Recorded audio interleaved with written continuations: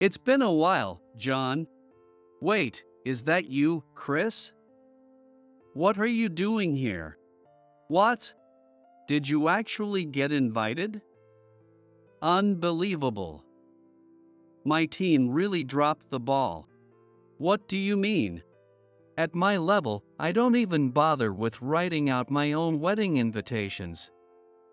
I had my staff handle all of it. But I can't believe they sent one to you too.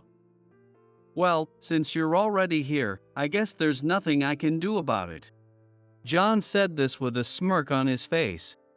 Looking back, even when we were in the same class, he always looked down on me. It seems that even now, as adults, his fundamental personality hasn't changed. Anyway, whatever. So, are you going to stay and participate? Well, I came here to congratulate you on your wedding, so yeah.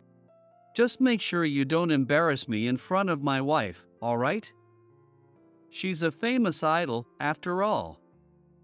Plus, I graduated from Harvard and some of my friends are here too, so don't make me look bad.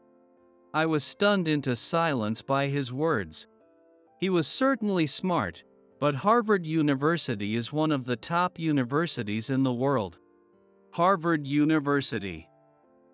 That's really impressive. Of course it is. I'm just on a different level than someone like you. Despite his impressive background, I couldn't help but wonder why his personality was so terrible. But this was his wedding day. Causing a scene here would just be rude. With that in mind, I headed towards the guests' tables. Hey everyone, long time no see. Oh, you made it too. Man, John marrying an idol. That's something to be jealous of. Yeah. He mentioned something like that. I wonder who the idol is. Wait, seriously? You don't know? You must not be watching TV these days. You're so out of touch. Everyone around me laughed when I said that. Was it really that strange? She must be pretty famous. Well, John is a genius who graduated from Harvard, after all. As I was saying this, it was time for the bride and groom to make their entrance. I wondered who this famous idol could be. I watched the two of them with curiosity. And the moment I saw the bride's face, I felt a chill run down my spine. Thank you all for gathering here today. During the bride and groom's greeting, she looked directly at me. Our eyes locked, and my heart started racing. I know there's usually a certain order to these things, but since this is my wedding, I hope you'll forgive me for a slight breach of etiquette. There's someone I want to thank first. Mr. Chris Tanner, sitting at the back. With a smile, the bride pointed straight at me as she said this. My name is Chris Tanner. I'm currently the CEO of a company that sells health supplements. So, how's the progress on the new product? Well, we've got the concept down, but we're struggling to come to a consensus. There's a disagreement over who our main target audience should be. I see. Well, that's one of the most critical aspects when it comes to developing a sales strategy. I'm counting on you to handle this new product launch, so make sure you do your best. Yes, sir. After graduating from high school, I worked various part-time jobs. It wasn't until I realized I was headed nowhere that I decided to start my own business. My first venture failed miserably, and so did the next.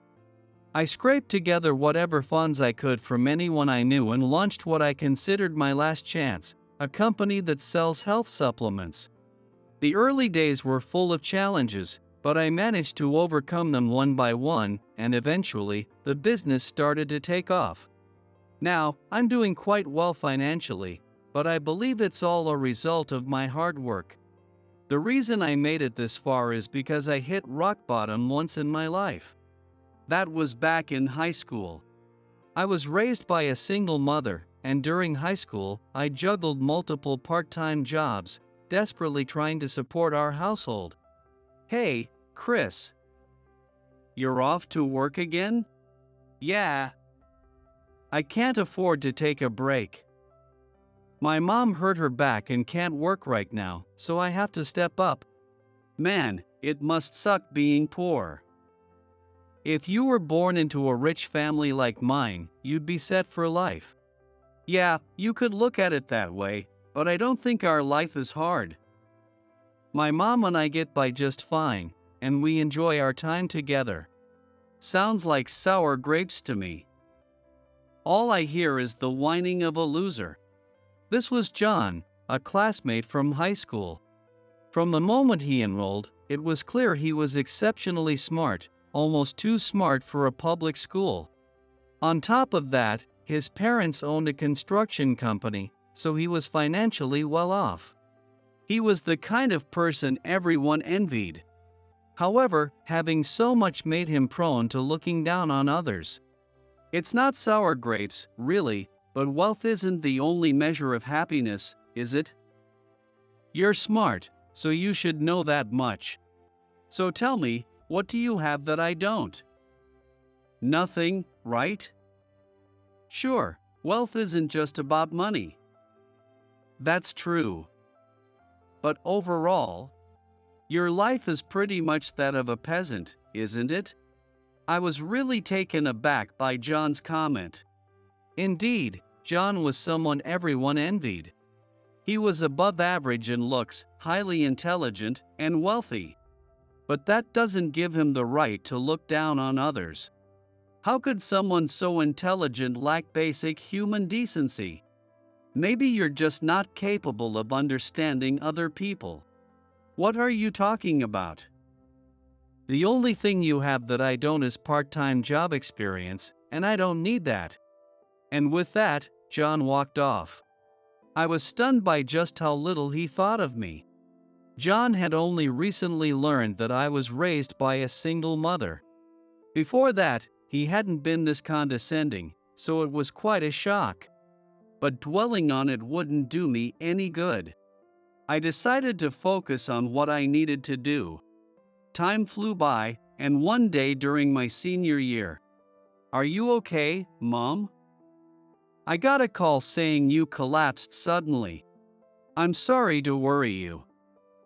The truth is, I have a chronic illness that's been getting worse. A chronic illness. Yes. I had been managing it well for a while, but it seems it's been progressing without me realizing it.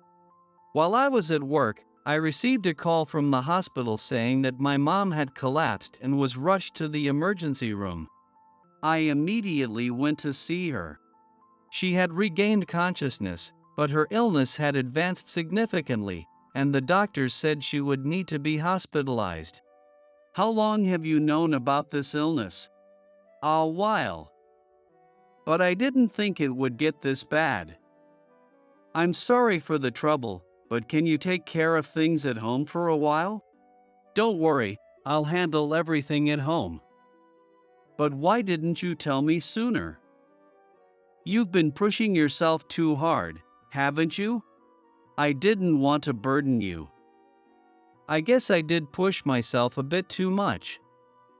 But now I've ended up being a burden anyway, so it's all for nothing. Seeing my mom say this with a smile brought tears to my eyes. If only I had noticed her condition sooner, things wouldn't have gotten this bad. I knew that blaming myself wouldn't change anything, but I couldn't just pretend like nothing had happened. I'm sorry. I should have noticed how sick you were, Mom. There's nothing for you to apologize for. Don't worry about it.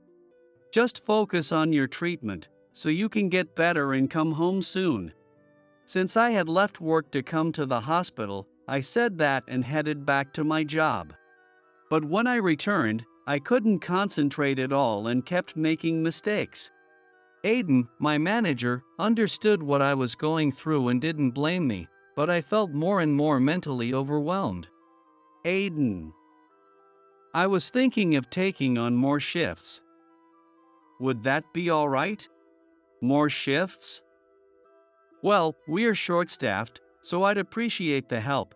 But are you sure you can handle it, with everything going on with your mom?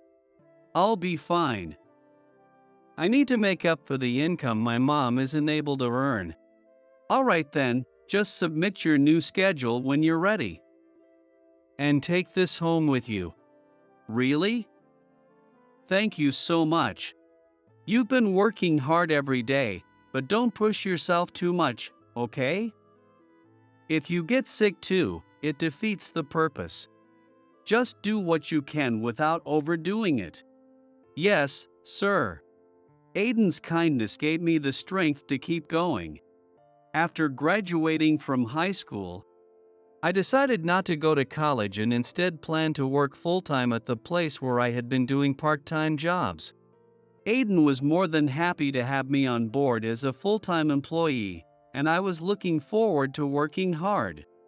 But just a week after graduation, her condition has suddenly worsened. She may only have a month left. I didn't expect it to happen so quickly. I'm truly sorry. What? That can't be. She was just talking to me not long ago, looking fine. This isn't possible. I'm very sorry, but please spend the remaining time with her as meaningfully as you can. Dr. Turner had just given me my mom's terminal diagnosis, and I couldn't accept it. But as the days passed, her condition rapidly deteriorated, and soon she could barely speak. Dr. Turner explained that she had been holding on through sheer willpower, but now that will had finally run out. Time passed quickly after that, and before I knew it, my mom was gone. I talked to Aiden and decided to quit my job to spend the remaining time with her. After she passed, I was overwhelmed with a deep sense of emptiness. No matter what I did, I couldn't find the motivation to move forward. It felt like I was left alone in complete darkness. Having not gone to college, my social connections had become thin. My high school friends were all starting new lives at college. With no one around to rely on, I found myself lost. I eventually returned to work, but the sense of emptiness led to frequent mistakes, and I spiraled into self-loathing. Chris, are you okay? I'm sorry. I keep messing up at work. I know you've got to support yourself, but don't push too hard. Take care of yourself first. Thank you. I'll try. Even though Aiden was understanding and supportive, I couldn't seem to recover mentally. I only worked enough to get by, spending the rest of my time at home, doing nothing. I tried playing video games, but I couldn't get into them. Movies didn't hold my attention either. I thought about going out for drinks with friends, but my lack of motivation always won out. I kept telling myself that if I continued like this, I'd waste some of the most important years of my life. But I just couldn't seem to break free from the darkness. Then, one day. Thank you very much.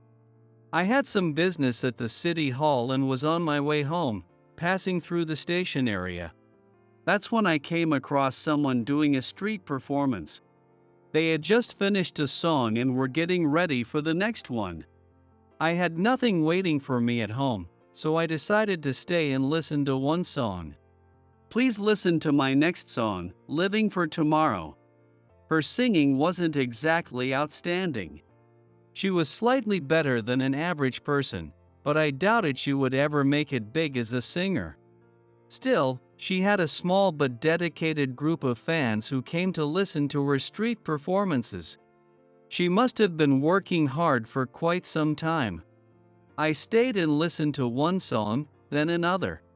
Before I knew it, I had listened to several songs, and the street performance for the day had come to an end. Thank you for staying until the end. I enjoyed it. You have a beautiful voice. Thank you. Have you been performing here for a long time? It's been about a year now. She had been persisting with this for a whole year. That's really impressive, and I couldn't help but respect her dedication. That's amazing. It's not something you can do with a half-hearted attitude. Is becoming a singer your dream? There were times when I wanted to give up, but I can't let go of my dream because my mom was always my biggest fan. I want to honor her memory. I see. I'm sure your mom is very proud of you. Yes, actually, she passed away due to an illness. But I believe she's watching over me from heaven. That's why I want to become the singer I couldn't show her while she was alive, and tell her all about it. I was deeply moved by her strength. By coincidence, she had experienced a similar loss to mine, but she had a stronger will and was taking action. Of course, it's not right to compare myself to others, but I realized that I hadn't been able to act with the same strength of heart that she had. I hadn't even come to terms with the reality in front of me. The pain of losing a parent is something only those who have gone through it can understand. That's why I was so impressed by her resilience. How did you get through that kind of pain? I haven't really overcome it. But if my mom saw me sad, she wouldn't be able to rest in peace. I want her to be smiling in heaven. So, I guess it's just my own ego. She said this with a smile. Deep down, she was still struggling, but she had a strong will to keep going. Seeing her made me realize that I couldn't just stay stuck in place. I'll come again. I'll be cheering for you. I'm so happy to hear that. Thank you. Keep up the good work. From that day on, I went to watch her street performances every day. I didn't do anything special, but just seeing her work hard motivated me to push myself as well. Around 6 months after my mother passed away, I began to take small steps to change my situation. While working at a convenience store, I began to entertain the idea of starting my own business. 5 years flew by in the blink of an eye, and during that time, I tried various business ventures. But they all ended in failure, and I was left with almost nothing. I borrowed money from acquaintances and even resorted to consumer loans. With the little money I could scrape together, I started one last business, a company selling health supplements. Over the years, I have learned a lot about marketing and the keys to success in business through trial and error. I was determined to make this last chance a success. With that resolve, I poured everything into running my company. In the beginning, the business didn't take off right away, but after countless tries and adjustments, it finally started to gain momentum. Now, I'm not a millionaire, but I've managed to earn enough to live a comfortable life. It's been a while, Aiden. Long time no see. How have you been? Recently, I've been running a company, and I'm enjoying life for the most part. But of course, there's still a lot of work ahead. After my company started to do well, I reconnected with Aiden, who had been my manager at the part-time job. Aiden was one of the people who supported me when I was trying to start a new chapter in my life.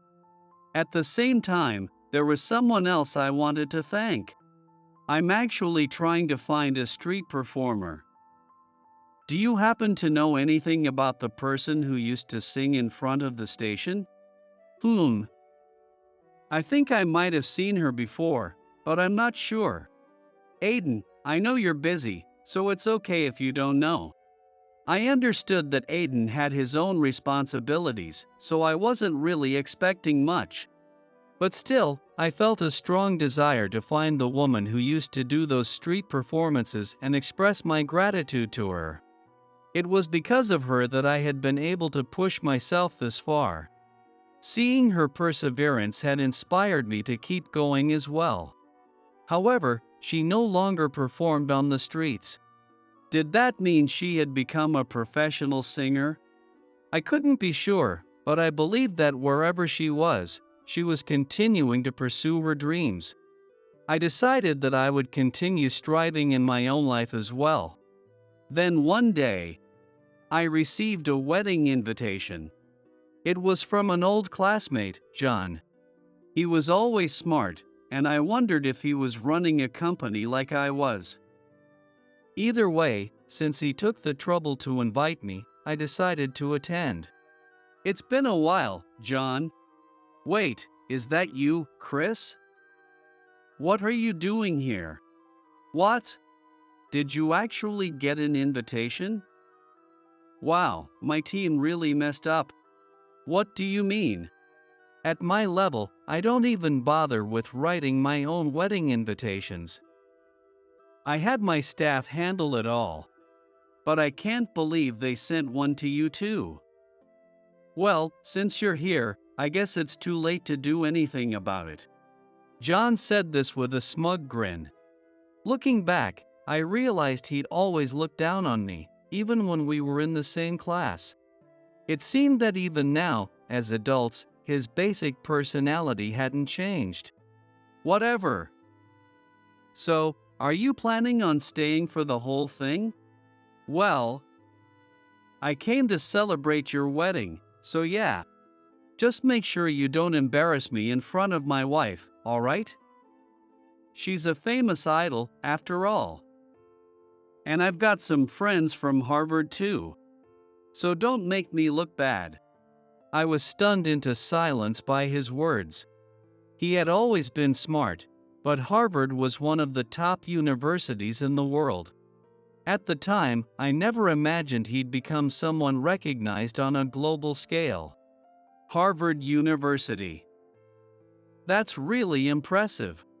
Yeah, well, people like you and I are just on different levels. Despite his impressive achievements, I couldn't help but wonder why his personality was so unpleasant. But this was his wedding day. It would be inappropriate for me to cause any trouble here. With that thought, I made my way to the guest tables. Hey everyone, long time no see. Oh, you're here too. Man, John marrying an idol, that's something to be jealous of. Yeah, he did mention something like that. I wonder who the idol is. What? You don't know? You haven't been watching TV lately, have you? You're so out of touch. When I said that, everyone around me started laughing. Was it really such an unusual thing? I wasn't very familiar with idols, and I'd been so focused on running my company that I barely watched TV or spent time online. Since my health supplement business primarily targeted the elderly, I hadn't focused much on social media marketing, which might have contributed to my lack of knowledge. She must be really famous. Well, John is a Harvard graduate, so I guess it makes sense. As I was saying this, the bride and groom entered the room. I wondered who this famous idol could be. I watched them with curiosity. And the moment I saw the bride's face, I felt a chill run down my spine. I was completely speechless. Thank you all so much for being here today. The bride began, her eyes locking directly onto mine as she spoke. Our eyes met, and I felt my heart begin to race. Normally, there's a set order to follow, but since this is my wedding, I hope you'll forgive a slight breach of etiquette. There's someone I want to thank first. Mr. Chris Tanner, sitting at the back. The bride smiled warmly and pointed at me. It was her, the street performer I had been searching for all this time. I never imagined that she had gone on to become an idol after leaving behind her street performances. Could you please come up here? She said this to me. I wasn't sure what to do, but with encouraging gestures from the people around me, I made my way up to the stage. Even John, the groom, seemed clueless about what was happening, just like everyone else. It's been a long time. Do you remember me, Chris? Of course I do. It's really been a long time. I'm shocked to see you here. I felt a bit embarrassed, not only because it had been so long since we last met, but also because of all the eyes on us. Before we start the ceremony, I'd like to share a little about myself. It's no exaggeration to say that I'm here today, as an idol and now marrying John, because of Chris. He was the one who pulled me out of the darkest time in my life. Tears welled up in her eyes as she spoke. John was visibly taken aback by her words. Could it be that he knew what she had gone through? But I was utterly confused. She had saved me, but I couldn't recall doing anything significant for her. Why was she saying this? As many of you might know, I started my career by doing street performances. I worked hard for years, but I wasn't successful either as a singer or as a person with any real presence. I was ready to give up when I met Chris. What? I was putting on a brave face, pretending to be confident, but I had just lost my beloved mother and was at my breaking point. But Chris, he kept coming to my performances and encouraging me. He always said, "I'll be back to see you again." You can't imagine how much those words meant to me. They gave me the strength to keep going, knowing someone was waiting to hear me sing. She continued, her voice cracking with emotion as tears streamed down her face. Back then, I was too caught up in my own problems to notice what she was going through, even though I was the one who had been helped. Somehow, without realizing it, I had become a source of motivation for her. Is that really true? Yes.